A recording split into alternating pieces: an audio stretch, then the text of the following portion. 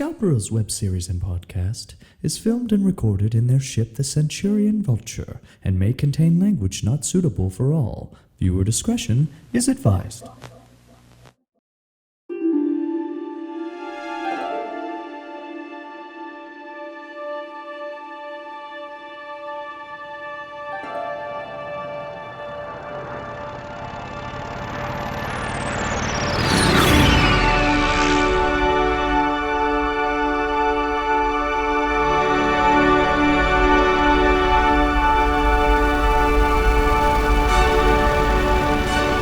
Ready? Okay. Welcome to Scoundrels, y'all. Back, broadcasting in the finest hunk of junk in the galaxy, the Centurion Vulture. I am CG. I am Paul Bannister. Curtis Wayne Miller standing by. We are three grown-ass men talking about Star Wars as always. And this episode, we wanted to do sort of a general news and update roundup since we've been focusing so much on Mandalorian, and now that we have purged ourselves of that nonsense, we can just talk about Star Wars news at large. The first thing to get into, which is very exciting, is that not together but separately, although you guys went together, we all went to see Return of the Jedi for its, was it 40th anniversary? 40 fucking years, man. Shit. 40 years of Return of the Jedi. It's crazy. It was amazing, as always. It's never not a thrill to see the original trilogy on a big screen. That it's never crazy. That never gets old for me, honestly. There's like it still conjures up a little bit of magic to be in a room with a bunch of other people. The lights go down, the Lucasfilm logos. You know what I mean? Like, that moment is such a defining, fun moment for Star Wars fans. Yeah, when that music kicks in. Yeah, that whole the communal moment of doing that. I don't want to get into the series stuff yet because we'll talk about that next. But that is one of the things that's missing about watching Star Wars shows versus movies, is that sort of shared fan event experience of everyone being stoked in the same room with hundreds of other people who are just as fucking stoked as you. That's the shit, man. That's the magic. Well, you saw it with the orchestra, which would be So I'm going to clarify. So fantastic. my experience was unique. I'm in Richmond, Virginia these days, and I went to see the Richmond Symphony Orchestra perform the score live with the movie. And it was as fucking special as you think it would be. I've always wanted to do those. I'm not sure. It's so great. They keep the dialogue in that, or is it just the score? It's all, everything is there. They clearly went to Lucasfilm, and they clearly have prints of the film with all the stuff, just minus the score. Because there's no sound effects missing. That's so cool. The experience of when you hear it is it's basically just like watching the movie, but the music is just a little bit louder in the mix.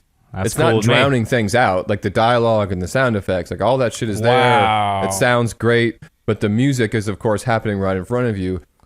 One thing that was interesting, I went with my buddy Charlie, and he had the same thought afterwards.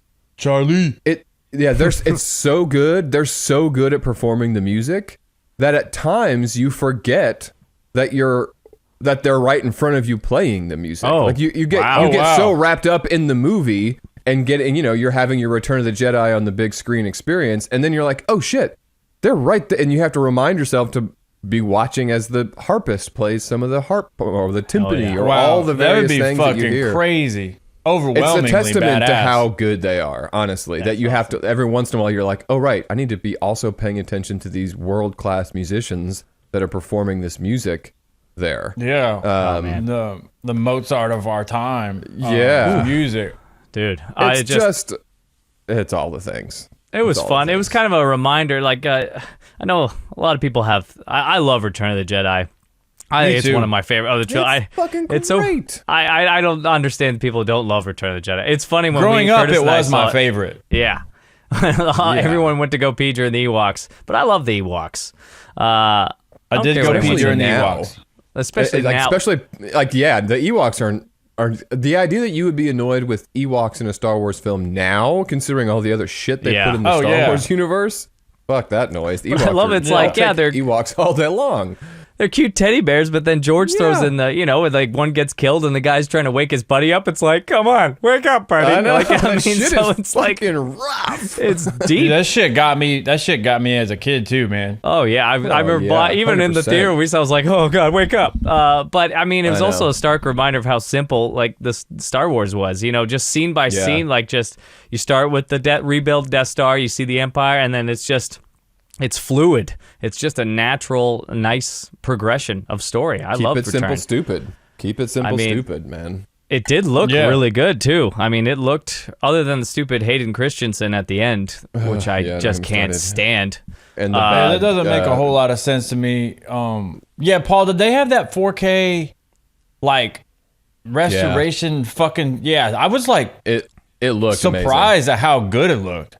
Yeah, they did a great job with it. I mean, it makes you wonder how much better these prints can get over time. Like in 20 more years, will they make it look even better with whatever tech exists 20 years from now? Like, will the 60th anniversary of Return of the Jedi look even better? Dude. Like they got a lot of it wasn't overly grainy or weird, and the colors and everything just looked. Some of this shit looked better than I've ever even remembered. Yeah, I mean, Jabba's palace. Just when Luke goes down, it look normally when you could tell it's a screen when he's putting the bone in.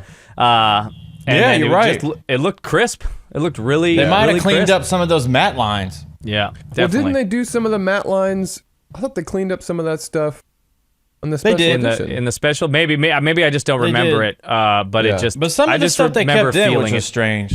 Yeah. It's like y'all gonna put a fucking like a beacon, but you can't clean out these matte lines. It's like, what's going on here? He was deep in that CGI. He was heavy on it.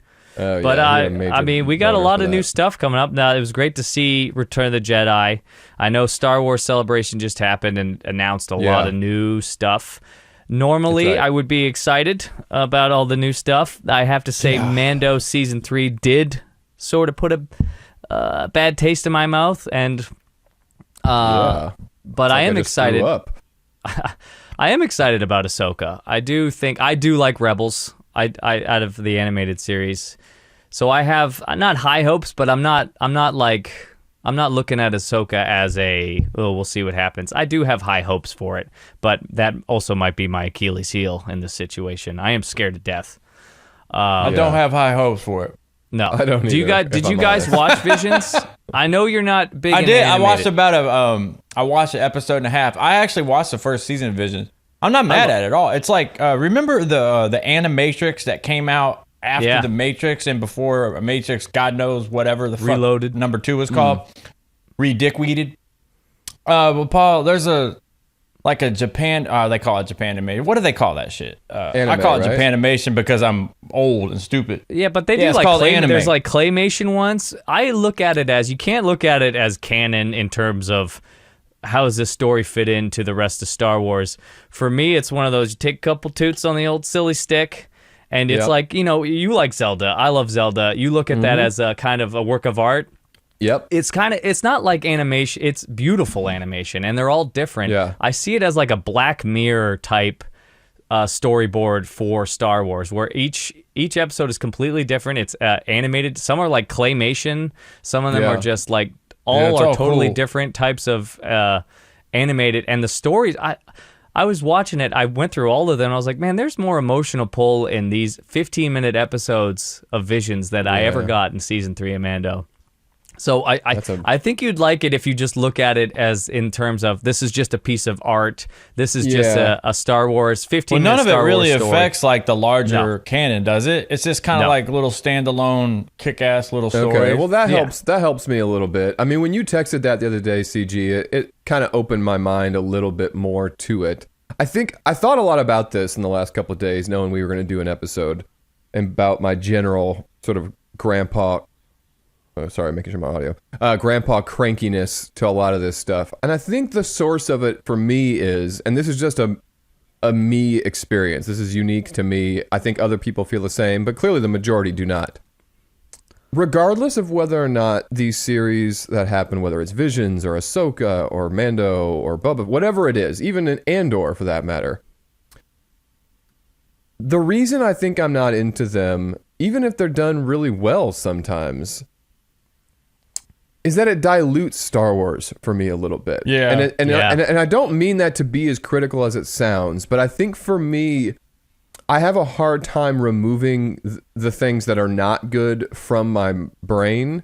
And so that's sort of like passing. Yeah. So when I just in passing think about Star Wars and you start flashing imagery in your brain of what you associate when you think Star Wars, there's now this huge additional series of images that have to do with nothing related to what we know as Star Wars for 30 years. Now, to be clear, I know it sounds like I'm making the case that I don't want to see any more Star Wars other than the original trilogy, and that's not really what I'm saying.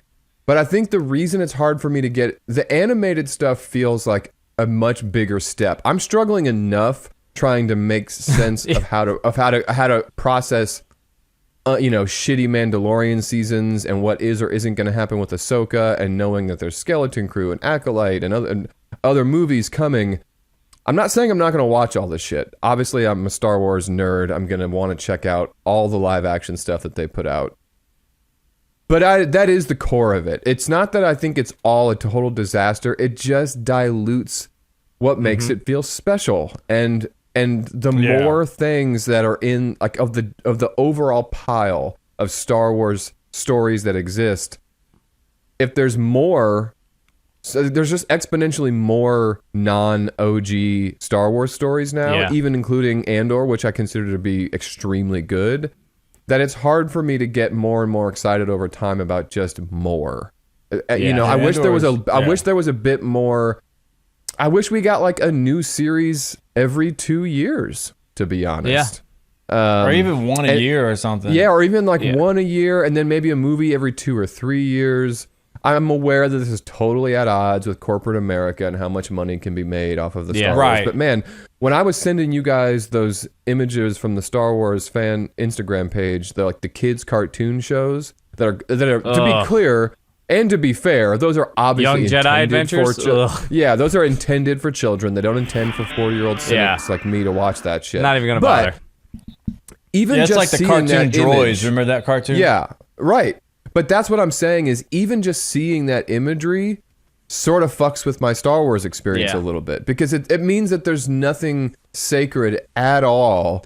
As much as I can bitch about Mandalorian Season 3 and whatever Filoni is or isn't doing, at least he's coming at it from the right place. He's a big Star Wars fan, and he wants to tell meaningful Star Wars stories in a real-world environment. I might think he sucks at it, but he's doing it from the right place, and I'll acknowledge that. The shit that's made for small children isn't even intended to be for the rest of us. That's not even coming from a place of, let's tell a really meaningful Star Wars story. They're just finding every dollar they can fucking make in the name of Star Wars. Yeah. And it's they're at odds with having themselves almost. I completely agree with all that. And I think the big issue is that when you look at like Clone Wars and even Rebels, there's so much of it, and it's supposed to be in the Star Wars world that we know. So that's associated, and it is. They flooded the market with like that. That's my big issue with Clone Wars, is that they flooded the market with God knows how many episodes of just, and you're right, it just kind of kills, you're just punching a dead body at that point. But what I liked about Visions is that it's just 9 episodes, and they're really, I'm telling you, the stories are really good.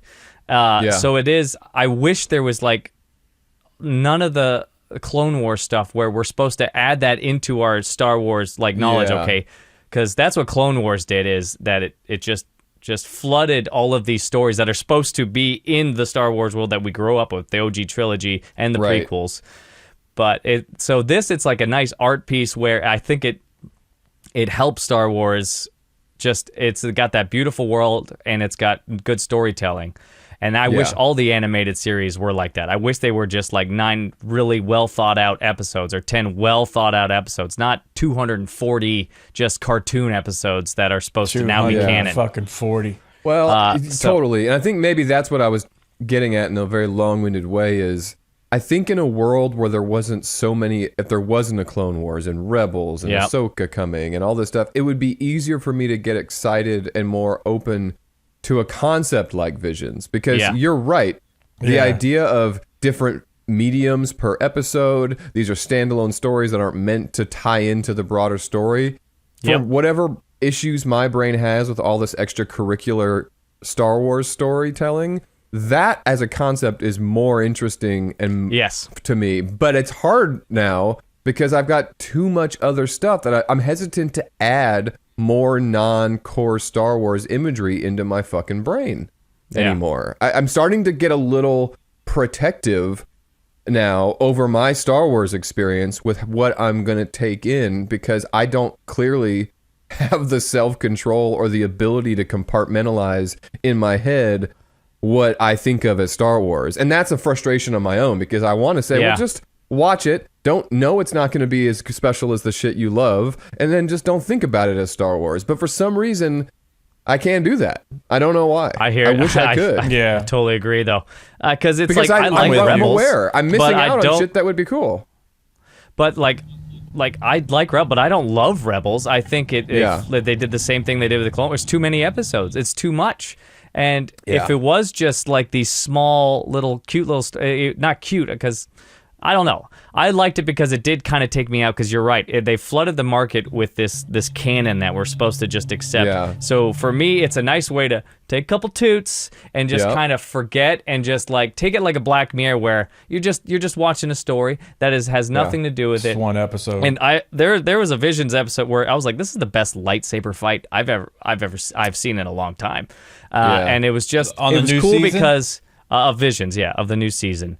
So this is the second Visions episode season that just came out? The second season 2. I think season 2 is better than season 1. I think have. I dug more season well 1. thought out. I mean, for all the reasons you are. Yeah. Did you guys ever watch Love, Death, and Robots on Netflix? Hell yeah! I watched the fuck out of that. I did not.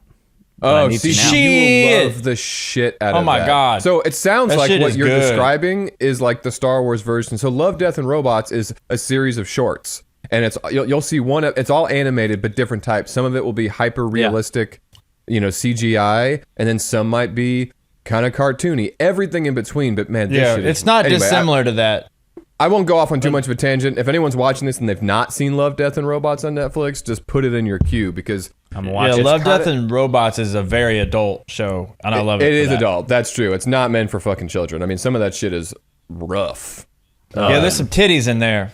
There's warning, some titties in there. There's also a lot of gory violence in some of the episodes, but it's also super artful and really smart. Anyway, it sounds like what you're describing Visions David Fincher produced that. Yeah. See, that's what I do like about Visions, is that I can turn off that mode of like Rebels. I didn't hate, like it was okay, but I was like, I have to watch this because I have to know what's going on in the world. This was Rebels, a nice release where it's like I could just watch it. Rebels actually came out during a Star Wars desert almost. Yes. I think it's right before Disney bought Star Wars. There wasn't Disney Plus, and we didn't even know. So I was like, well, I mean, fuck it. There's stormtroopers in this at least. At least this takes place around some shit that I somewhat know about. You know what I mean? So I was like, let's check it out, and I actually enjoyed it until it just fucking kept going, and then it kept going. And then the ending was garbage. Darth Maul. It's like, come on, man. Will somebody just die in this fucking series, in this universe, and just stay fucking dead? They can't. They can't do it. I mean, and what scares me the most is when Curtis and I were leaving Return of the Jedi, I guess they were doing some kind of special screening of the new Guardians movie, which James Gunn is fantastic. I think he's a wonderful director. Same. There is a line, Paul, fucking around, and I was like, this is what scares me, is that people, and there's characters in this new Guardians, I haven't seen it, but I know that some of them died, but they just open a loophole and bring them back. It's like, well, we just went through time, and then we changed it, so now this character that everyone loves is back in the movie. And it's like, that shit doesn't seem to bug the younger generation. It doesn't bother them, and that's what bothers me, is that there's no this. So when this person dies, it has no meaning anymore. Yeah, you can just bring it back. Right. When Star Wars and shit was coming out, all the old heads used to criticize Star Wars for being too popcorn and not real world and serious. Now we're bitching at these dirtbags because they don't know shit. Yeah. Totally. Jeez Louise. That's totally true. I mean, we got Skeleton Crew looks good. I'm really excited about the Acolyte. Let's start going. Let's go through that list. Yeah. Hey, let's go through the list. Ahsoka is next in August. Right.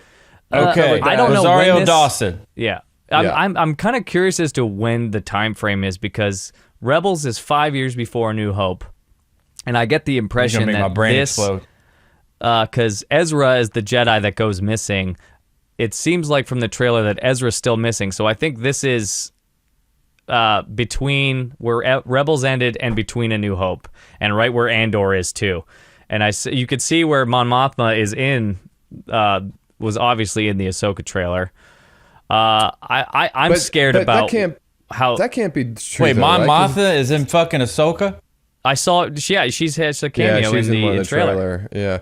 But the thing, Okay. the whole, and I will qualify, I don't know shit about Rebels, so there's a lot of this stuff that I could be wrong, so please shut me down if I'm way off. But if Thrawn is the big villain of Ahsoka, Thrawn has to come after Vader and all that, right? He does. No, before. Well. So at the end of Rebels, which apparently takes 5 years before A New Hope, Oh, fuck, I guess I don't know. Thrawn and Ezra go off in Space Whale City, and they disappear. So Thrawn is gone. And then, obviously, they're bringing Thrawn back, and that's why they're like, I hear Thrawn's coming back. I hear Thrawn's coming back. So this is going to be like, I don't know, three years before A New Hope. So we're gonna have this huge supervillain right before A New Hope. I'm really nervous about the ground they're treading on here. Overlaps with Vader in timeline in Rebels. Oh yeah, Thrawn and Vader. But back in the day, he was Rebels. after Vader, right? Like right, they're Chris? like, I mean, they're back- obviously both. like with the books. In the book, I don't know about the books. I just know that Like the Thrawn was Legends? was like the big leader of the Empire, of basically Grand Moff Tarkin before Grand Moff Tarkin. Oh, okay. So he's like a big head, like a top dog. Got it.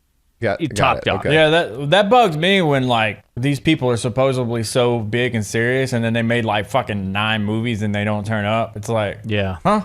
Yeah. That's what concerns me. When we like Andor did it so well, because that is the timeline that scares me the most, is when you're flirting in that original trilogy timeline and you're starting to mess with that story. That's right. And I mean, when they talk about my big thing is when they talk about Luke Skywalker and how he's supposed to be the best, and then now we have these characters that are brought in this animated series that would like to destroy Luke Skywalker in comparison. Yeah, to I take Force personal ability issue with that. and all of that. It makes Luke Skywalker look like a kindergartner. Like Ezra's I over don't here like how riding these- on TIE fighters, and it's like, but See, Luke's I have the benefit because that I got to tell you, hearing you say don't that wanna just see it. You don't solidifies want it. why I'm glad I haven't watched Rebels, and it also I'm makes nervous. me not. It makes me nervous about.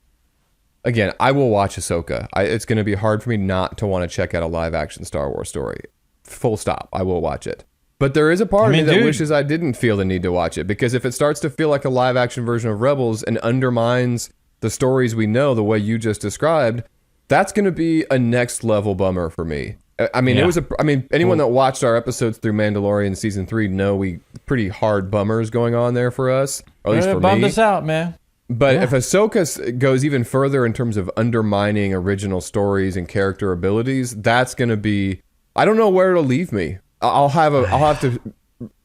I guess the reason I keep coming back to this is because in real time I am going through some sort of personal evolution of how to position myself within the new world of Star Wars. I'm right there with you. I'm absolutely. And I don't right have there the with answer yet. And I want to love all of it, but clearly that's not going to be possible because some of it is objectively not great. So what can I consume and still have fun and enjoy being a Star Wars fan in the future without taking in so much shit that it makes me get a little sick, and then I start to sour on the whole experience. Like I want to sit here and do fucking Scoundrels episodes with you guys until we're fucking in our 70s. But at some point, they I gotta could nail it, dude.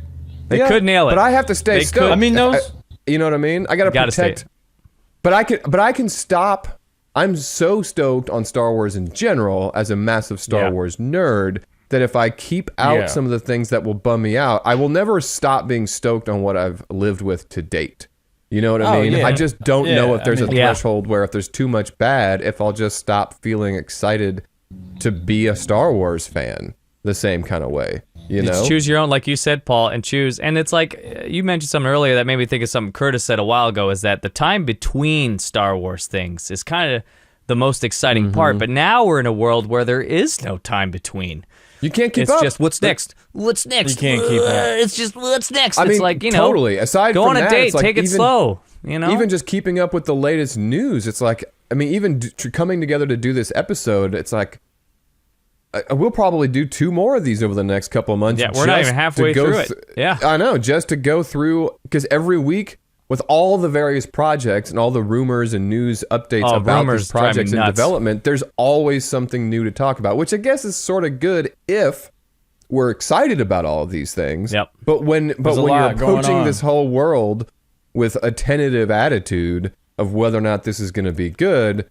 Anyway, we're getting off on a tangent. I don't want to go Negatron it's funny on everything because we were so pumped about Andor. If Mando season 3 was good, and it wasn't. Yeah. Let's just say I'm just going to say it wasn't. I give it out of 10. I give it a 3, maybe correct. 3.5. Agreed. Yeah, I would be super pumped because it's like Daisy Ridley. They're doing that big movie, and it's like I love Rey. And the one thing the sequels did right was their characters. That was the one really good thing about the sequels. So I should be pumped about this. But what makes me nervous is that your Starship Mando season 3 was it was garbage. And it's like, so it makes me nervous. Maybe Ahsoka's going to be good. Maybe it'll knock it out of the park. But if Ahsoka's bad, then that's where I'm really going to be nervous. I think you're right. I am excited about Acolyte, but just because it takes place so long ago. Yeah. Let's go back because I'm going to get my wires crossed. So Skeleton, Skeleton Crew, and then let's go to Skeleton Acolyte. before Acolyte. Yeah. So in 2023, we're going to get Ahsoka and Skeleton Crew. Is that right? Yeah. So according to upcoming Star Wars. So we get August for Ahsoka and then like fall, winter for... Probably. Damn, they're not fucking around. There's going to be 3 Star Wars series in 2023?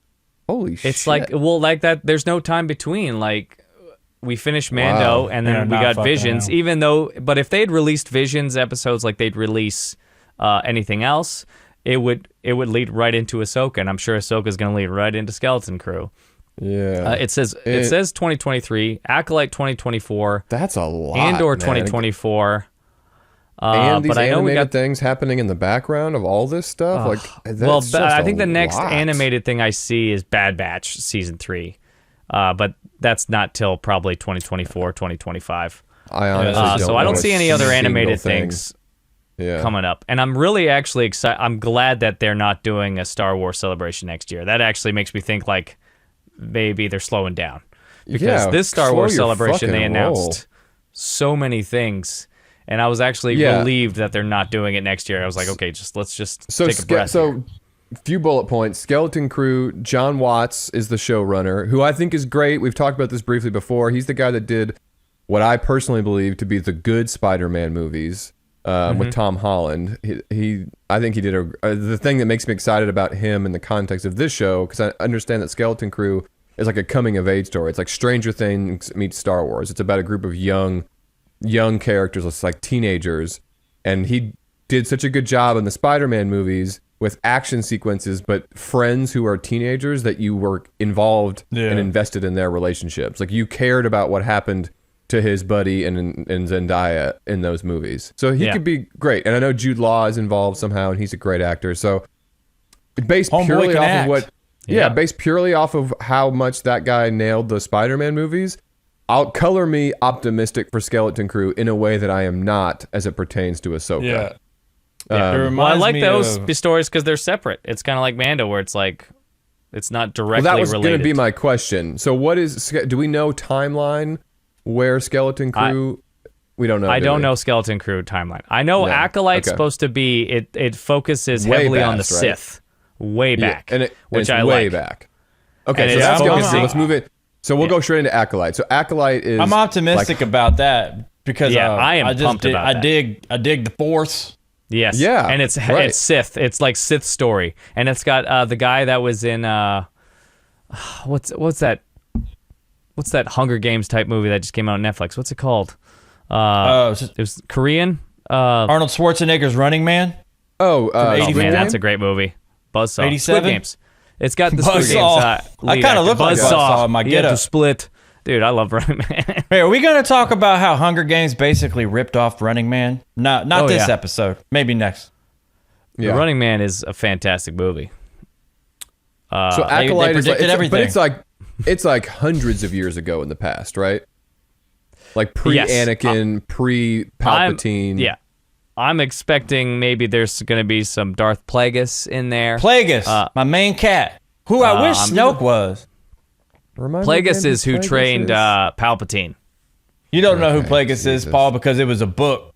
Yeah. Okay. Darth Plagueis the Wise. And I didn't read the book either. But Plagueis, to be honest with you, I kind of hope there isn't a Plagueis. I am more interested. I can personally get excited about Acolyte more if it's so far in the past that there's no touching of the characters that we know. That'd be cool. And just maybe let that them is but some of these dickweeds lived to be 100 years old. Like, how old was fucking Yoda when he decided he was going to take a fucking the whole dirt Plagueis nap? thing was that he wanted to live for. That's how Palpatine got 900. Anakin to turn, because it's like, my master showed me how you could live forever and avoid death. So I don't know. I just like the idea. Open-minded, but I'm like you. If we're gonna get into the Force and some Sith things that are not gonna be wrapped up in the stories we already know, like, it seems like going that far in the past is a nice way to dodge all the pitfalls that get people like me bent out of shape. It's like, just get to play in the Star Wars sandbox again, but just do it in a way that doesn't have to touch anything else that we're familiar with. Or maybe it'll be like the very first Sith that existed. That could be cool. Yeah, to maybe. see how There you go. They came along. I'm cool. That I'm would into be that. great. It's like basically the prequel story that explains the existence of the Sith. See, I think they could deal with some of these characters we do know and not fuck up some of the things. Well, yeah, that we love. But who knows? Possible. But but it is safer just to go with a bunch of cats we don't know. Yeah. Right. I mean, you're right. With like Jedis, it's like, how many times did fucking Darth Vader and Obi-Wan fight before You New Hope? Because I really don't know the fucking number. It's a lot, though. I know there's a lot of rumors. It's like talking about Kenobi season 2. It's like, I think they keep the rumor I hear is that Ewan wants to do it so bad, and Kennedy's just like, big ass paycheck he got. Let's hold off, because where would you go? The evolution. Well, I got an idea. I think you should have him fight a couple more times. Yeah. Somebody probably went to party. Yeah. Go ahead. I think him and Vader could fucking fight at least 3 more times. I think we get 7 episodes out of that. I think Vader should be scared of fire in this one. I was gonna say, you got leftover Party City firewalls that they need to use. They got to make another season. Yeah. You guys think you can afford a pyrotechnic? I hate that. It's funny. You can go back in our early episodes, and I used to think Kathleen Kennedy was the problem, and Favreau was going to be the savior. Is. And now I'm kind of wondering if it's the opposite. If Kathleen Kennedy is more like, everyone needs to slow the fuck down. Yes. Because, you know what I mean? And stop. I will say that, I know we're jumping all over the place. So Acolyte takes place a long time in the past. Long time What else? ago. Galaxy so we far know, away. Do we only know an actor? Do we know who's directing and writing? I don't know. I just know all I've known, and I'm sure there's more information out there, is that it focuses heavily on the Sith. Got it. And it takes place hundreds of years before the prequels, which I'm totally into. That could be fucking great. Yeah. I'm pretty pumped about it. It sounds like if it was a Filoni thing, we would have heard about that. Well, I'm scared about this Filoni movie, how he describes it as. That's why I'm trying to get this stuff out of the way, because we're going to talk about the Filoni movie. I know. It's called Heir to the Empire, which is also one of the books we're doing. Yeah. So I'm assuming Filoni is making a standalone movie, right? It's one movie. Yep. But the idea, and please correct me if I'm wrong, is that this is going to be, like you said, the Avengers style cinematic event that will bring together a lot of these characters that have been Ahsoka and blah blah blah. All these things will come together in this movie, right? Yep. Ahsoka. I don't know if Bad Batch takes place so far, but I'm sure it's going to be Ahsoka, like Rebels, those characters. The Mandalorians, obviously going to be involved. They're going to bring, I guess, Rey. So, but is she going to be in this movie, or is that a separate movie? Is that a separate movie? That would have to be way later in the timeline. Yeah. Right? I just know what is she going to be a part of? Well, so there's a separate movie that's not Filoni, and I don't know who's making it. My from what fucking I head's about to understand, explode. Dude, it is. Yeah. there's a separate standalone movie supposedly that involves Rey training and Training. So after. Okay. Yes. So So after that would be sequel. like a whole like decades later, post sequel trilogy. I love how because Mando Is she gonna takes turn place, on one of her students and then Dude. he'll take down whatever. I hate that. I hate that. But I don't like it either. I don't like these Marvel style movies. And it's funny, we watch the original trilogy, and then all these cats that are just nowhere to be seen in the original trilogy when the war is going on, all of a sudden just show up after, like Ahsoka. Like, I don't know. Yeah, couldn't you help out in these efforts? I don't trust Filoni. I trust his love for the Star Wars, but I don't trust his. I don't trust his writing. I really don't. His heart is in the right place, but he is not great at this. He's not our thing, the core man. thing. He's a great dude with a lot of really good intentions, I guess is the best word I could use to describe, but he is clearly, I would go as far as to say he's just in over his head. A guy that had only ever previously done animated things has now been given this huge playground to go do live action series and movies. He gets to just go, and I read yesterday that Favreau is going to have a loose production credit on this movie, but it is 100% written and directed by Filoni. This And movie. so is that's Ahsoka. what I saw. Ahsoka is 100% Filoni too. It's not going to be. We'll be able to, this will be a at good least we'll be able to testament. see what's up. Yeah. Ahsoka will be a very good a view into the future. Yeah. Because, I mean, when I listen to Filoni talk about Star Wars, I like what I hear. When he talks about the core of Star Wars is the Force and all this. I mean, he knows his shit. He knows his shit way better than our ass. Yeah, so when I hear him describe Star Wars, I mean, he would be the coolest person to just sit down and talk Star Wars with. But at the same time, I don't really trust his. I don't know. Maybe it's just Mando that's got me scared. Maybe it'll all turn around. But come August, Mandalorian was my favorite Star Wars series.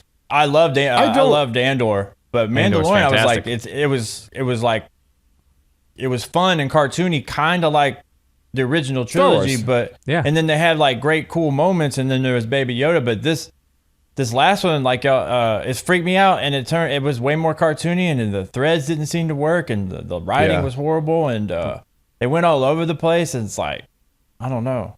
I agree with that. Yeah, I agree. Do you think the writing was bad because of the Hollywood strike? Like, because I know this was before, but like a looming strike. Yeah, but no. What I mean is, like, because do you think they're just pissed because this is stuff like this caused the writing strike? No, not at all. This shit would have been written a year and a half ago. Isn't the strike kind of based around artificial intelligence and all that shit? Yeah, they're worried about AI scripts and this, that, and the other, and also like, I think something to do with I'd rather see the residuals. Chat GPT versions of fucking Mandalorian the fucking season 3 than what these dickweeds put together. Totally. And the other side of it is, I guess their deals don't involve residuals for streaming, and since now so much of it is these series for streaming, the writers aren't being properly compensated given the changing ways in which we consume all our shows now. Which is fair. Industry, It's fair. They're going to need to retool it. I did see a headline this morning before I got sandbagged by the flowers that Tony Gilroy is pausing all of Andor due to the strike. He got called out for a little bit. He got called out, saying, and he's what is scabbing? What is that, y'all? Y'all know what that is? It's basically the equivalent of like going against the union, the group. It's they think that he was going in and he continued to write in secret. Correct. That you're not showing solidarity, and it's like the equivalent of crossing the picket line, metaphorically, essentially. So he paused. I feel like if you're in the middle of something, you should be level. But I get it. These people are fighting for the rights to party. Yeah, it's more about the solidarity. To be clear, they've already written that. Like Andor is fine from a writing standpoint. Those scripts are written and ready to go. He's just pausing to be in solidarity with them. That's all. I get it. I get it. It might mean that it could result in a delay of when it comes out, but I don't think it. From what I understand, it should not affect the quality of the script writing at Andor. And also, fucking Gilroy is a master, clearly. I got faith. He wouldn't just sit back and like let them. He wouldn't let a writer strike fuck up Andor at this point. I'm not concerned about Andor at all. Same. I Shit, know I it wasn't rolls. worried about Mandalorian though, man. Yeah, that's true. But I don't know. I think it's Disney I that's think fucking Mando these is different. I mean, I think Gilroy had the first 2 seasons Mando's a story easy. in his head. Like All you just have to do is just be somewhat fucking intelligent. Mando's Yeah. like a little bit more popcorn, way more popcorn than Andor. Andor is 100%. basically fucking Shakespeare. no, it's gorgeous. Totally. I mean, Curtis, you were right. I share your sentiment a minute ago. The first 2 seasons of Mandalorian feel more like classic Star Wars than Andor. Andor it's is like the fun, pleasant surprise that I never thought we would get. The I didn't think serious- anyone could pull it off. Something Same. that deep. And yeah. total pleasant surprise the degree to which they killed that shit. In a vibe that I never thought we would get in Star Wars. I'm grateful for it. Didn't see They it kind of coming, tried with but Rogue grateful for One, it. and I love Rogue One, but the motherfucker does have some pacing issues for me. For me, Yeah. Sure. that middle sure. act is a great time to fucking go call your But grandma. goddamn, how great does Rogue One look? Also, though, like I remember fucking with the gorgeous. beginning when Yeah. the guy, the Imperial guy, shows up to find Mads Mikkelsen on that planet, which looks like they shot it in Iceland. But I just remember thinking, this looks like what I wanted new Star Wars movies It to looks look like. gorgeous. Yeah. And also, that Han Solo movie looks really good too. Yeah, it Say looked what you great. will about the flick, but it looks it's lit I forget. gorgeously. I forget that movie exists until it gets. Everyone did, man. I don't hate it. I'm I not mean- stoked on it for what it's I worth. don't. I wish it did not exist. I don't really Yeah. need to see anybody other than Harrison Ford rock it. That's what bums me out. I don't want to give them any Yeah. ideas, but they maybe should have done a cartoon out of that. Yeah, you're right. The movie in a vacuum isn't a steaming pile of shit. It's just that the subject matter was so. They just shouldn't have expected us to watch a Han Solo story without Harrison Ford. That was Yeah. just a miscalculation. That's Was all. immediately checked out. Well, it's just funny though because Daniel Glover killed Lando. Like I could see, Yeah. but Yeah, it that kid's just- a genius. Or he's not a There's kid something anymore. about but there's something about Han Solo though that's just different. yeah, and maybe you don't because we wanna- just it's like, spent it's more like time recasting Luke. with him. Yeah, Which- they probably will do. It's the most sacred of all the sacred ground yeah. in the Star Wars world is It's Han the power Solo. trio. It's the power trio. Yeah. You got Luke, Leia, and Solo. I know Chewie's there, but those are that's the human power trio right there. Yeah, and I'll probably never get over that terrible scene when he's talking Wookiee Oh, to yeah. Chewie. It's Oh like, yeah, no, that's horrible. Yeah. Yeah, like y'all gotta stop with that. Like that ain't a thing. That's dumb. The Howard- There's I don't certain even things know- you the just Howard don't need family. to see acted out. Yeah, and Yeah. I guess I have to remind myself too with Solo now that I'm thinking about it that there's of course the Darth Maul thing Yep. at the end, which Yeah. I guess is going to be a harbinger to something later that's going to happen with. No, They wanted it to be, but They already did it in Solo did Rebels. horrible in the box office, so I think they were just like, all right, let's retool somehow. Well, they killed They put Darth out a- Maul in Rebels. Obi-Wan kills Maul in Rebels, Yeah. so it's just already done. It's already been done. I actually The really cartoon. liked that fight. It was a very that cool was- fight. It was a cool I scene. like- Is that the shit that they're talking about that would be in a second season of Kenobi? Maybe that would be Like cool a to live see. action version of that story? I guess they would just redo what they did in Rebels because Darth Maul is all over Rebels and he's searching for Kenobi, and Yeah. then he finds Kenobi and Kenobi just rips him up in 5 seconds. Right. Yeah. What so we don't know anything about who's making Acolyte. We don't know anything about who's making the Rey movie, correct? I don't know. I'm sure Yeah, other people I don't know. either. I would like to hear. We'll get Yeah. our we'll My do head- more research between now and next episode. Yeah. too, There's only so My much head my is brain spinning. can fucking handle. Yeah. It's so much. It's a lot, man. It's a lot. I don't know how the fuck Kathleen Kennedy's doing it. I don't know. Well, I'm- isn't she I'm getting phasing sick just herself thinking about it. out of the whole Probably. operation? Shit, I don't know. I don't know why she wants to keep working. I mean, fuck, you made Back to the Future. You were, or you were a producer on Back to the Future, dude. I would Producer retire on right every after that. fucking, every fucking Spielberg movie ever made. E.T.. And, we Yeah. can go on and on about Kathleen Kennedy's fucking list of. resume. I mean, genius Spielberg movies she's trusted worked her. on. I mean, fucking George hired her. Side Honestly, note, I wish I would unrelated- love to see how this would play out without having Disney, oversee Yeah, it. Yeah. Well, Disney wants Side things note, out. I watched a clip yesterday of Spielberg being interviewed, and he was asked, "What is he prepared to watch an Indiana Jones movie that he didn't direct? And does he think that's going to be weird? And he said, well, actually, I had that experience 2 days ago, and he had just watched the finished version. By the way, side note, I totally fucking forgot how soon that's happening. That's next month. Soon. Next month is new fucking Indiana Jones. Fuck me. Well, I mean, Scoundrels is technically a Star Wars podcast, but do you think just based off of fucking proximity, we could sneak that in? Oh, we'll definitely sneak that in. We're 100% gonna George cover Lucas Indiana did Jones. create George Lucas these created. Oh, you want to do a James Bond movie? I've got something better than James Bond. I've got a... For me, the Indiana Jones movies are just as important as Star Wars in terms of my... Yeah. Did you guys see the thing I sent you? Where a guy was one? like, it was like, what if Indiana Jones was just a dream Han Solo had when he was frozen in carbonite? Because there's there's all kinds of cues Could have happened. in Indiana Jones. Like he goes, there's something that happens where he goes to a club called Club Obi-Wan. There's a thing we can see carbonite, or it's like something. It's just so it's like not a real thing, but some fan was like made a joke as like, wouldn't it be funny if in the Indiana Jones series was just he connects every single Indiana Jones movie with something. Harrison Ford wouldn't have done Return of the Jedi if George didn't have that Indiana Jones hanging over his head. Yeah, Totally. yeah. He'd have been like, fuck Dude, this he'd shit. kill me. Just kill me. I think that's the only reason he came back for Force Awakens is that they promised they would kill him. Yeah, kill him off. I'm They relatively still made him positive. come back with Rise of Skywalker. which is great, by the way. That was probably one of the better. I don't whether they killed the execution of it is a whole other debate, but I think the idea that Han Solo dies was a good I felt story it. choice. I felt it in the was good. theater, man. I was in the Force Awakens. Oh, Dude, so I was where I was going with that. Yeah, Spielberg. Yeah. He watched Indiana Jones 2 days ago, and he said that he stood up after it was over and turned to all the people he watched it with and said, "Damn, I thought I was the only one that could make an Indiana Jones movie."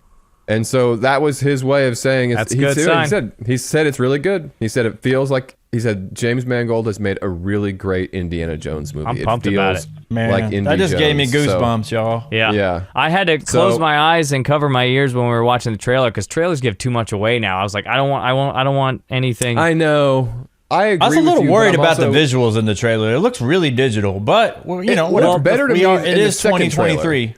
Yeah. Did you notice that, Curtis? I thought the second trailer looked better than the first. Like maybe they had refined some of the shots. I don't know what's what, but some of that face replacement shit when he's like riding a horse. Yeah, freaked me that out. was so obvious. In particular. Yeah. The face replacement thing was what stood out to me, where it's so obvious that it was Harrison Ford's face replaced on somebody else. I didn't notice it as much in the second trailer. You'll know the second one because they made that, I would call it They do controversial improve that choice. shit these Yeah, days. they could probably like just get Yeah. a trailer out and we'll fix it in post. Remember it's the there was one a that ton they- of shots in Rogue One that didn't even make it in the movie? Oh yeah, Oh, yeah. they do that a lot in trailers. I thought it was bold for them to use the Rolling Stones in the trailer for Indiana Jones and not just the epic Indiana Jones score. I mean, by the end of it, the Indiana Jones theme starts playing, but the fact that the whole first half of that trailer is set to the Rolling Stones is a huge shift in how they... That is different. When it started, I was like, I don't know about this. And by the end of it, I was like, well, it could have been a lot worse. Let's put it that way. It'll But be it better definitely than felt that strange. digs it. Crystal Skull Indiana Jones that came out with Shia LaBeouf. That'll be better than that. Yeah, I'm glad they got rid of that kid. Even though I didn't mind his. Crystal Spielberg Skull directed that shit. He I mean, did, it was a but fuck, it was he a can only Lucas work with story. what he was handed. Yeah, it's a Yeah. Lucas story. I do like the one where like I think Indiana Jones loses his hat and Shia LaBeouf's about to pick it up, but Harrison Ford picks it back. He's like, "Fuck, no way, it's my hat. You're not taking it damn for. hat." This is my hat." Well, you could tell that they were trying to set up a scenario where Shia LaBeouf Yeah. could keep the franchise going, but that clearly was not something that was Oh, going to that would- happen after that no movie. thanks. Yeah. No, thank you. It's a little Fuck bit of a that bummer kid. because when you think about that movie, they got Marion to come back and she was great in it. Fucking Kate Blanchett as like a Nazi bad guy. Like it had all the ingredients to be a fucking amazing Indiana Jones movie, but like dodging nuclear weapons in old refrigerators. That's not. See, one of those even- things you wouldn't be able to do if you didn't have all that digital technology. You'd have to. That's You'd right. have to rein it in. Yeah. A little bit, which I think that's Lucas's sweet spot. A, when you couldn't do anything that came in your head, and B, Lucas was miserable when he made those fucking first three trilogies, and the second three he was obviously fucking happy, and he had kids, and he was fucking rich. You got to be Yeah. miserable to make great art. No, I mean, that's not really. It does help, though, with some people. Restrictions. His fucking wife left him and shit. Like, he was pissed. He Yeah. hated Hollywood. He had something to prove. Yeah. And by the time he made episode 1, he was hailed as this generation's fucking, Michelangelo. Yeah. And then he made episode 1, and then everyone decided He made was a episode stupid 1. piece of Everybody's like, shit. "What the fuck are you smoking? Yeah. What are you must have doing? lost Being your happy?" goddamn mind. I still don't Who was understand. Yeah, well. Yeah, I don't get it. Episode 1 was made for kids, but anyone that wants to tell me that original trilogy was made just for fucking children, better, meet me outside, Yeah. dog. Yeah. That's some fucking after the fact bullshit that someone started saying. I mean, even George saying that was some shit he was saying. Dude, how later many when he fucking had limbs children. How many Correct. fucking limbs get cut off yeah. on like kids movies? I By don't the know way, why. I'm gonna tell. I'm your father, and I just cut off your fucking hand. That ain't some Yeah. kid shit. That ain't Oh no. yeah, that's was a weird. comp out. That Princess Leia bikini was not Yeah. aimed at Yeah. fucking- Yeah, Yeah. That Hinting fucking that- photo that- you sent around. yeah. CG. That's hilarious. Well, Curtis, when we get to this moment, throw that up there on the screen so people can yeah. see how George looks. He How looks like excited he such is. a excited geek. Like, oh my god, she's right there. George was a Yeah. skinny little fucker, wasn't he? He was a skinny little dweeb. I love him. I love that Return of fucker. the you're hinting at Jabba basically Yeah. like making love to Princess Leia. It's like that ain't no kids movie. Dude, Princess Leia killed him with like Choked him strangled out. to death. Choked him out. I don't know how many fucking exactly. kids movies I don't know. I've seen that have a Ironclad a full-on- bikini woman chokes to death giant gross lizard is not Yeah. usually Yeah. on the list of kid story elements. Yeah, you won't I mean, find that that at sounds to me like Scholastics. BDSM more than anything. Yeah, totally. There's websites for that shit. Slug porn, dude. Well, I'm curious. Let's see what everyone else thinks about this. I know we I kind don't of even. covered Hey, everything. I'll stay on here as long as y'all want, but my head is. I don't. Dude, I'm I hurting. can't talk about. It's just I'll a get lot to of the stuff. vol- It was I can't good to fucking touch chime in these- on what's going on in the Star Wars universe. Maybe we'll pick up on some news items. Maybe do another one of these in a week or two. We'll fill in some blanks, maybe. But I think the truth is there'll be more things to talk about in the next couple of Always weeks. shit. Probably. I don't think I have. Oh, I will say that Return of the Jedi re-release made $7.2 million, which is really good for a movie that's available. It's Everywhere. People, that was actually a pretty good showing for a 40-year-old fucking flick. That's pretty Hell darn yeah. good. Do we? So- oh, that's right. 40th anniversary. I was going to say, is there any reason to think $7 that more the million others- you guys can give to Ewan McGregor next time he Yeah. wants to make some bullshit. Yeah. I didn't Yeah. realize Ewan McGregor was campaigning for another season of Kenobi. Oh yeah. Well, I mean, like why he's the got his fuck wouldn't wife. he? I He's guess- got his wife in Ahsoka. Yeah, I guess that's not surprising. I guess that makes sense. I for do him. like him though. I mean, he is great. a I fucking think Ewan badass McGregor actor. rules outside of Star Wars. He's the best. I mean, he was one of the only things that worked in those things. Those prequels. I mean, it was a great cast. I remember when long before Phantom Menace came out, and you got news that Ewan McGregor was young Obi-Wan Kenobi. You're like, well, that's the Natalie right fucking Portman. choice. That girl could Yeah. act. I am Sam pumped Jackson. about the revamp Everybody. of Kenobi, of the guy, the digital, what is it, the CG, one of the CG guys for Andor is re-edited Oh, yes. Kenobi. Yeah. I don't know yeah, when yeah, that's yeah, coming yeah, out yeah. or how to see it, but I don't either. But that I'm definitely curious. sounds like some shit that will speak to our brains for sure. yeah. But I'm tapped out in terms of info. Yeah, I might puke. let's call it. We'll get some more shit My together. in fucking a couple head's weeks. gonna explode. And Sorry, guys. That's it, Curtis. Punch it whenever you're ready, dog. Let's get out of here. Pikachu!